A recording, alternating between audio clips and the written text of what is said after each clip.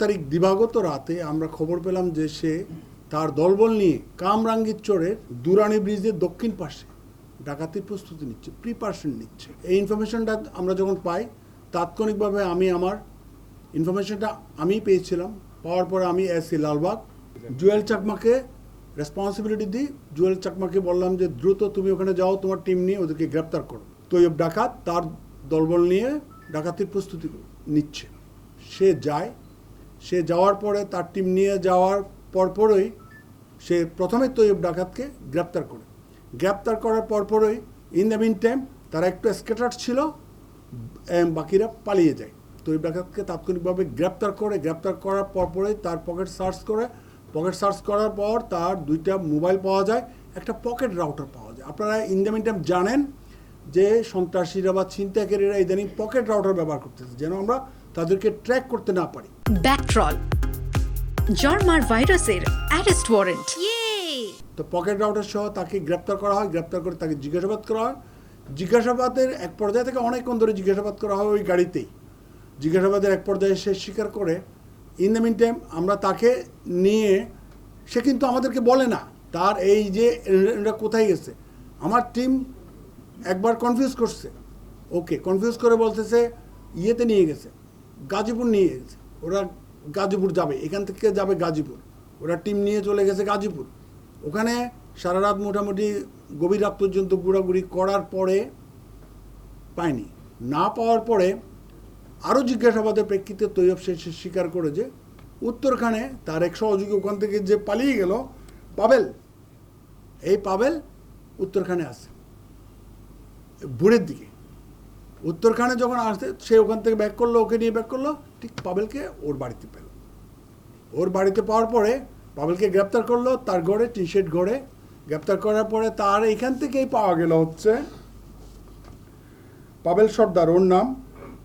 তার এখান থেকে পাওয়া গেল একটা কিরিস, 2টা মোবাইল ফোন, র্যাবের লোগোযুক্ত আইডি কার্ড হোল্ডার, 2টি সেনাবাহিনীর ফিল্ড ক্যাপ, একটি কালো লেজার লাইট এবং কয়েকটা পকেট রাউটার, আরও অন্যান্য সরঞ্জামাদি সহ আমরা তাকে গ্রেপ্তার করলাম। তাকে আরও ব্যাপক ওখানেই তাকে অনেক ব্যাপক জিজ্ঞাসাবাদ করলাম। তাহলে আমাদের প্ল্যানটা ছিল হচ্ছে অনেক আসামি এখনও বাইরে, তাদেরকে গ্রেপ্তার করতে হবে। তো 2জনকে আমরা সেপারেটলি ওখানেই আমার টিম জিজ্ঞাসাবাদ করতেছিল।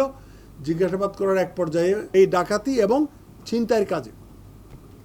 আচ্ছা ভালো, তারপর এদেরকে গ্রেপ্তার করার পরে আবার নিয়ে আসলাম, এই গাড়িতেই চলতেছে।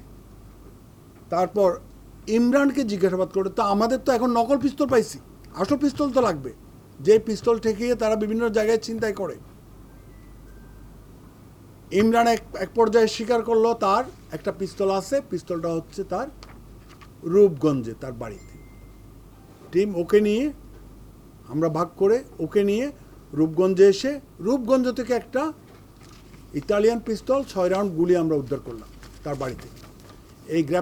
ওই উদ্ধার করে ওখানে জব্দ তালিকা করা হলো। এই সকল মালামালের কিন্তু বিভিন্ন জায়গায় আমাদের এই জব্দ তালিকা হচ্ছিল।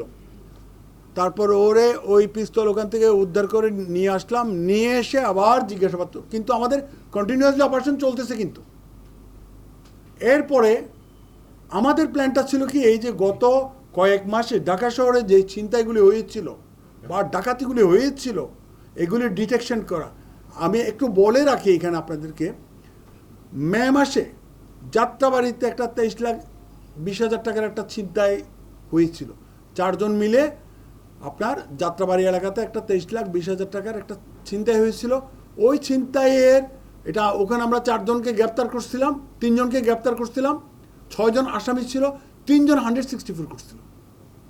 এবং সেখানে নাম বলেছিল হচ্ছে এই তৈয়বের নাম বলেছিল এবং পাবেল সর্দারের নাম বলেছিল 164 ওই মামলার। এবং আরও ওই যে গত জুলাই মাসের 14 তারিখে ইয়ের উপর কুড়িল ফ্লাইওভারের উপর 12 লাখ টাকার একটা ছিনতাই হয়েছিল। 12 লাখ টাকার একটা ছিনতাই হয়েছিল, সেটাও আমাদের কাছে ইনফরমেশন ছিল, এই গ্রুপটা করেছিল। তো তাদেরকে এই সমস্ত বিষয়ে আমরা ব্যাপক জিজ্ঞাসাবাদ করতেছিলাম এবং আলটিমেটলি তারা সব কিছু স্বীকার করেছে।